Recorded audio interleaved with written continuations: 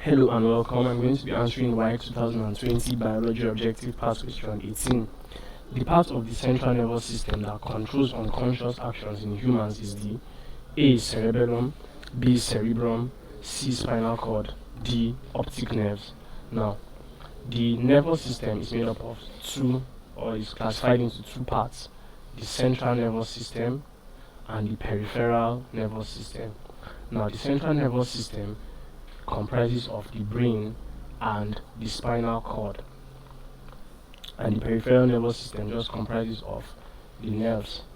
Now, the brain is divided into the forebrain, the midbrain, and the hindbrain. But for the sake of this question, from the options we have two parts of the brain here, two major parts of the brain: the cerebellum, which is option A, and the cerebrum.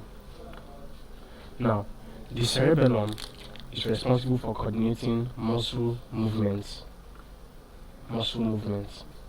and the cerebrum basically receives sensory information, processes it, and sends out necessary instructions. So you can say it coordinates the actions of the brain. It is also sometimes called the seat of intelligence. The seat of intelligence, as it has so much to do with receiving and processing various forms of information. Now, the spinal cord is responsible for involuntary reflex actions. And then option D, which is the optic nerve stated here, is just the nerves that connect or sends information from the brain to the eyes.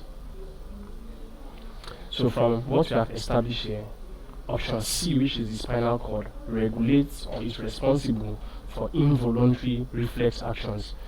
Those actions are sometimes known as unconscious actions, as they occur without human control. So option C, which is spinal cord, is responsible for unconscious actions. Thank you, and please subscribe to this channel for more videos and for more past questions and answers.